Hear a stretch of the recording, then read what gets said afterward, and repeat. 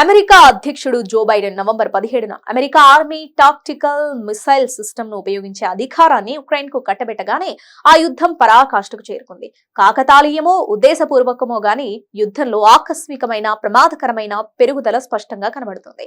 అయితే మాస్కో వెంటనే ప్రతీకారం తీర్చుకుంది. పుతిన్ సైన్యం ఉక్రెయినియన్ నగరం డినిప్రోపై ఓర్నేషిక్ క్షిపణితో దాడి చేస్తుంది. ఇది ప్రయోగాత్మక మధ్యంతర శ్రేణి బాలిస్టిక్ క్షిపణి. పుతిన్ తాజాగా మరిన్ని ప్రమాదకరమైన అణు క్షిపణులను పదును పెడుతున్నాడు. ఇది ఎటువంటి ప్రమాదకరమైన వాటికైనా దారి తీయవచ్చు. మరోవైపు Iran, Syria, Hamas, Hezbollah, Israel మధ్య ఎప్పుడైనా భీకర యుద్ధం జరుగుతోందనే భయం అందరిలో నెలకొంది. ఇంకోవైపు చైనా, తైవాన్ మధ్య ఉద్రిక్తతలు ఆసియా ఖండంలో అశాంతిని మరింతగా పెంచుతున్నాయి. ప్రపంచంలోని పలు దేశాల మధ్య నెలకొన్న ఉద్రిక్తతలు ఇతర దేశాలలో తీవ్ర ఆందోళనను సృష్టిస్తున్నాయి. తాజాగా ఆస్ట్రేలియన్ బిషప్ చెప్పిన భవిష్యవాణి సోషల్ మీడియాలో వైరల్ గా మారింది. ఆస్ట్రేలియాలోని సిడ్నీకి చెందిన బిషప్ మార్క్ మేరీ ఇమాన్యుయల్ 3వ ప్రపంచ యుద్ధం భారీ బీభత్సాన్ని సృష్టిస్తుందని పేర్కొన్నాడు. ఈ యుద్ధంలో లెక్కలేనంత మంది ప్రాణాలు కోల్పోతారని, బతికిన వారు తర్వాత పశ్చాత్తాప పడతారని బిషప్ పేర్కొన్నారు.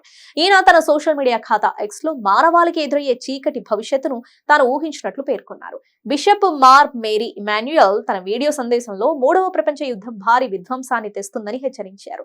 ఈ యుద్ధంలో ప్రపంచ జనాభాలో 1/3 మంది కనుమరుగవుతారని, మిగిలిన 2/3 మంది తాము ఇక పుట్టకూడదని కోరుకుంటారని తెలిపారు. ఈ యుద్ధంలో అణ్వాయుధాలను వినియోగిస్తారని పేర్కొన్నారు. భవిష్యత్తు గురించి బిషప్ వెల్లడించిన విషయాలు సోషల్ మీడియాలో తెగ వైరల్ అవుతున్నాయి. బాబా వెంగా, నోస్ట్రాడామస్ తదితర ప్రపంచ ప్రసిద్ధ భవిష్యవాణివేత్తలు కూడా ఇదే విధమైన విషయాలను వెల్లడించారు.